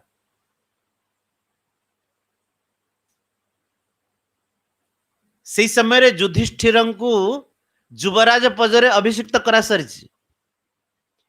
किंतु धृतराष्ट्र केतेबेले चाहि नाहंती कि युधिष्ठिर युवराज हुअन्तु बोली से भावी चिंती कि मो पुओ ही युवराज हब पुणी राजा हब एमिति गोटे षड्यंत्र करागला किछि लोक हस्तिनापुर रे स्थाने स्थाने स्थाने स्थाने बसी कथबार्ता हेले धृतराष्ट्र आदि द्वारा प्रेरित है कि आहा बारुणावत की बढ़िया स्थान बहुत मनमोहक स्थान अच्छा से गोटे यात्रा होची भारी बढ़िया यात्रा ओह देखिले मन लाखिଯିव एका एमिति विविध प्रकार कथा कहीकि बारणावतर प्रशंसा करा जायछि हस्तिनापुर रे स्थाने स्थाने पांडव माने शुणिचिंती तांको कान रे कथा पड़िछि तांकर मन भी हेछि आमे भी टिके जायकि देखि थांतु शिव पूजा करि थांतु लोक माननकु दान देइ थांतु ए कथा र संधान पाइचंती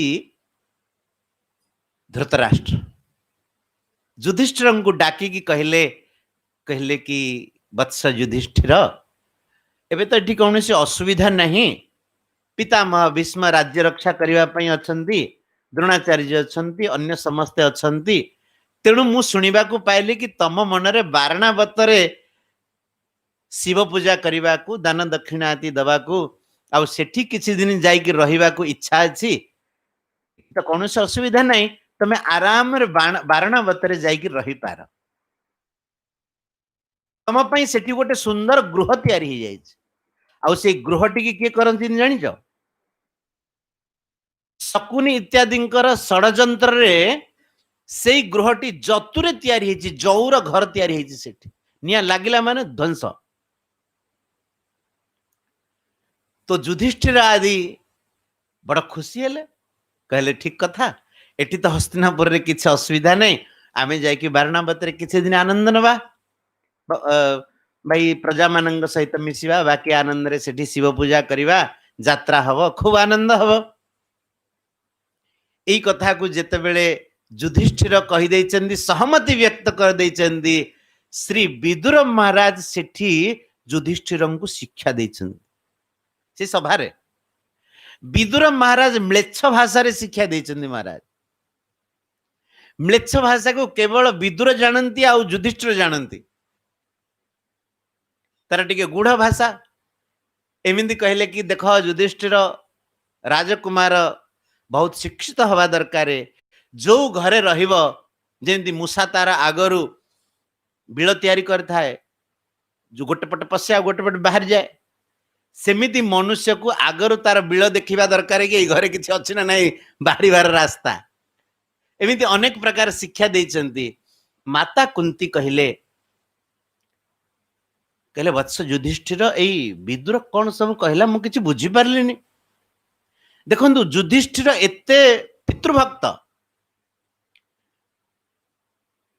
धृतराष्ट्र कहिदेले वत्स जाओ तांको कथा को मानि कि से एते कथा रक्षा कले कि से जानी चिंती कि आम पई जतुगृह तैयारी हेछि ए कथा युधिष्ठिर को जाना पड़ी जाइछि कहीं ना म्लेच्छ भाषा रे विदुर उपदेश दे दैचंदी किंतु तथापि महाराज चारि भाईंक सहित मांक सहित जाई कि जौ गुहर रहिछन आपण माने अनुमान कर परचुंदी जदि आमको जना पड़ जीवो सेठी गोटे बम रखा है बोली कि आपन को केते के उपदेश देले जाई कि सेठी रही जिवे जदि अधिक भक्त होइथिबे निज जीवन को पानी छड़ी के रह गले निज मां को नहीं कि आ चारि भाई की नहीं कि संभव न युधिष्ठिर अनेक सह्य करिसंती किंतु कौरव माने एते कष्ट देइचंती एते संतापित करचंती परिशेष रे कुलवधु द्रौपदी की उल्लग्न करबा पई चेष्टा करा जायछि स्वामी महाराज हमर कहंती आज भी कली जुगर एते पतित समय रे भी कौन सी स्त्री जदि कि अपमान कर नारे केस हो जाए मर्डर हो जाए नहीं सही सभा जो सभा रे धृतराष्ट्र राजा होती भीष्म पितामह विराजमान अछंती कृपाचार्य द्रोणाचार्य इत्यादि आचार्य विराजमान अछंती निजर कुलवधु द्रौपदी की सी एकवस्त्रा थिले रजस्वला थिले सही सभा रे टाणिकी नि जाउची तांकर भाई दियर हब ना से दुशासन आजिर जमाना रे किए एमिति करूनी एते अपमानित करा जायछि जहां को भगवान कहले ये भी गोटे सुजोग कौन सुजोग एई माध्यम रे बाकी जेतिक सब अक्षौणी अछंती राजा जो माने कि दुष्ट राजा समस्त को समाप्त करबा पई ये गोटे सुंदर समय तेणु भगवान कौन कले कृत्वा निमित्त मितरे तरतः समेतान हत्वान नृपान निरहरत क्षितिभार मीशः ईश्वर भगवान क्षितिभारम निरहरत पृथ्वीर भार को भगवान कौरव पांडवंकर युद्ध द्वारा भगवान पृथ्वीर भार को निराकरण कर देइचंती किंतु भगवान सबु किछि कला पर भी भाविले कि एबे भी संपूर्ण भार निराकरण हेइनी कहीं कि मो भुजगुप्त है कि मोर रक्षित है कि एई जदुवंशी माने बड़ उद्धत हेबे मनुष्य को पांचटा जिनस उद्धत कर दिए महाराज यौवनम धन संपत्ति प्रभुत्वम अविवेकिता एकैकमप्यनर्थाय किमु यत्र चतुष्टयम यौवनम युवक अवस्था ता भितर पैसा है जीव जोरदार अच्छा महाराज देखा जायछि निज पैसाटारे व्यक्ति एते उद्धत होनी बापा पैसा दिले आहुरी हो जीव कहीं ना ताकू रोजगार तो करिया पड़ेनी बापर जदि बेसी पैसा अछि पुआ बाळंगा हो जीव धन संपत्ति और प्रभुत्व ता भितर जदि किछि पावर मिल गला अविवेकिता मूर्खता गोटिए गोटिए अनर्थर कारण एकैकमप्यनर्थाय किमु जत्र चतुष्टयम जोठी चारिटा जाक जिनिस हब तार आ कहिबार कोन अछि सबुठु विशेष जदुवंशी मानक पाखरे थिला आमे भगवानंकर वंशधर भगवानंकर वंशधर हवा खराब नुह भगवानंकर वंशधर बोली अभिमान करके अन्य मानक परेशान करवा खराब भगवान देखिले आंक पाखरे प्रभुत्व अछि अविवेक तो स्वाभाविक भावे मु निजे प्रकट हेले भी मत भी आधार दे पारु नाहंती जेतिकी दवा कथा भगवान को चिन्हि पारलेनी न जिमिति समुद्र रे माछ माने अछंती आ समुद्र रु चंद्रमा प्रकट होइचंती माछ माने जल जीव समुद्र रे कोन चंद्रमा को चिन्हिले कि सेमिति भगवान को जदुवंशी माने जेतिकी चिन्हिबा कथा चिन्हि पारलेनी तेणु भगवान देखिले मु जदि अन्य शत्रु मान को विनाश करके चली जाउची एई माने उद्धत हेबे समाज को पुणी कलंकित करिवे तेणु एमान को भी समाप्त कर देबा को पड़िबो ई होची भगवानंकर भगवत्ता संपूर्ण सृष्टि की तैयारी भी कर दियंती आउ निज भितरे समावेश भी कर दियंती भगवानंकर भगवत्ता तांको कोनोसी शोक मोह इत्यादि न थाए केमिति भगवान कोन कले एक था मैंने आग को चर्चा करिवा 8टा हे गला ना हैं हां 17:15 हेलानी आज एठ रखुछी माने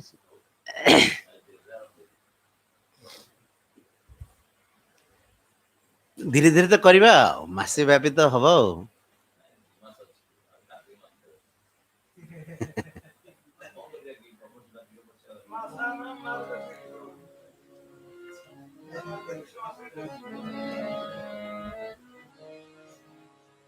आरती करिए।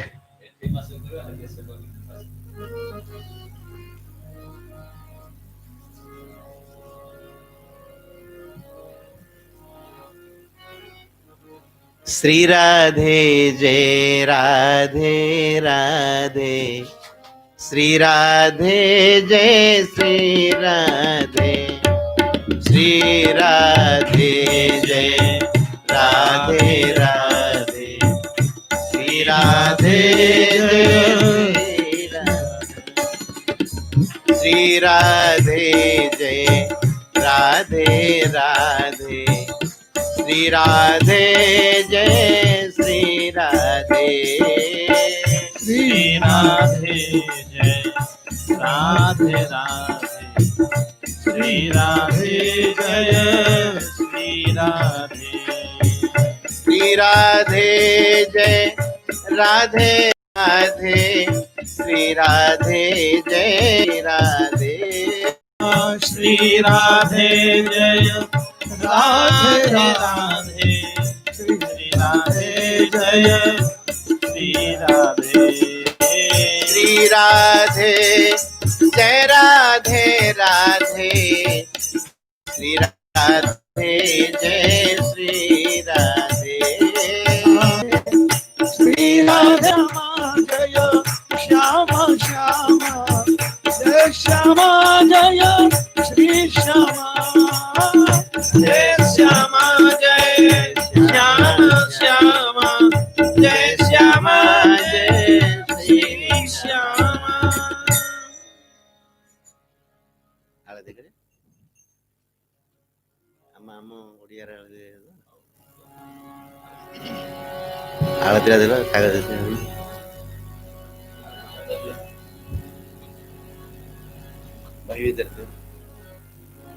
प्रेम बंदा जय भागवत पुण्यमय हे, प्रेम बंदा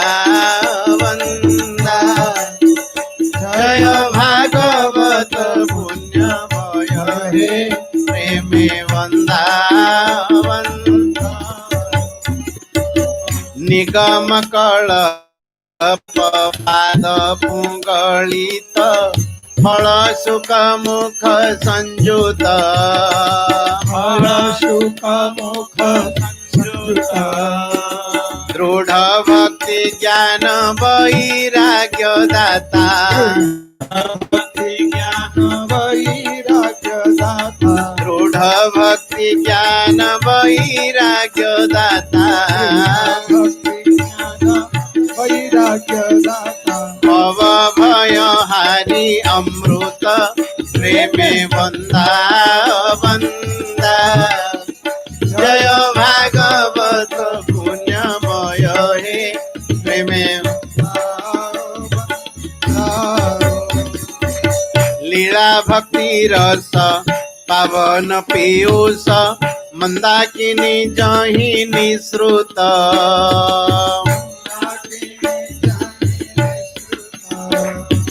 ते महापुराण परम पावन, साधु वैष्णवे पूजित, प्रेम बंदा बंदा, जय भागवत पुण्यमय हे, प्रेम बंदा भुक्ति मुक्ति रति, प्रेम शुद्ध मति, सदा सुभाषी सदायक, सदा सुभाषिष दायक, परमहंस मुनि जन मानस, परमहंस मुनि जन मानस, सागर वर्धक शशांक, प्रेम बंदा बंदा, जय भागवत पुण्यमय हे, प्रेम बंदा कलिमल नासी त्रिताप विध्वंसी उग्र भव व्याधि औषधि उग्र भव व्याधि औषधि अकिंचन जन प्रिय प्रभु गुण प्रिय प्रभु कथा सुललित प्रसिद्धि प्रेमे वंदा वंदा जय भागवत पुण्यमय हे प्रेमे भागवत तत्व रहस्य महत्व अतीव उज्ज्वल प्रकाश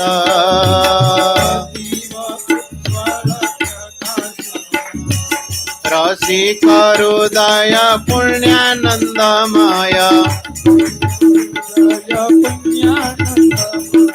दिव्य रस रास विलास प्रेमे वंदा वंदा जय भागवत पुण्यमय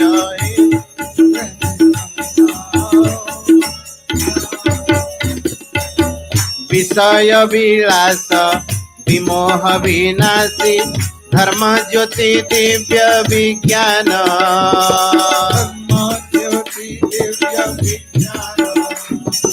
आस भाग्यवान कर दर्शन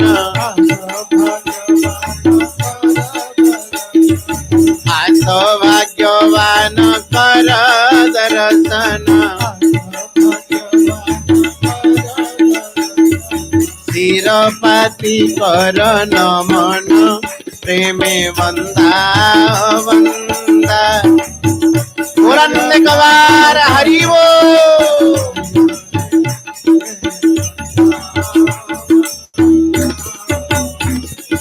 राधे राधे गोविंद बोल जया राधे राधे बोल जय राधे राधे गोविंद बोल जया राधे राधे बोल जय गोविंद बोल जया गोपाल बोल जया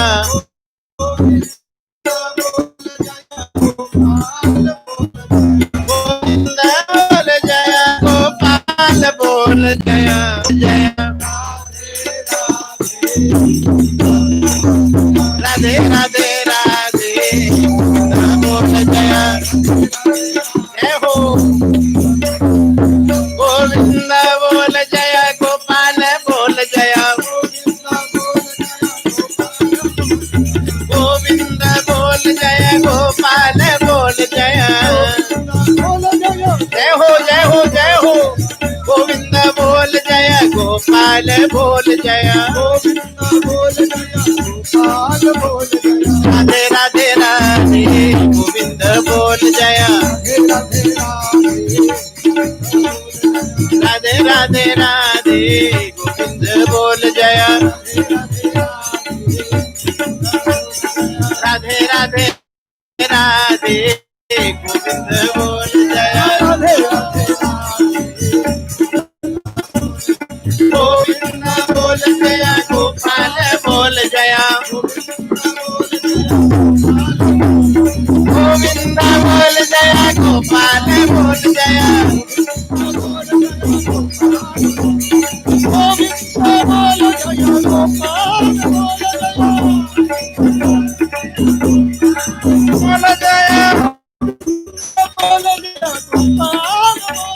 गोविंद बोल जय गोपाल बोल जय गोविंद बोल जया गोपाल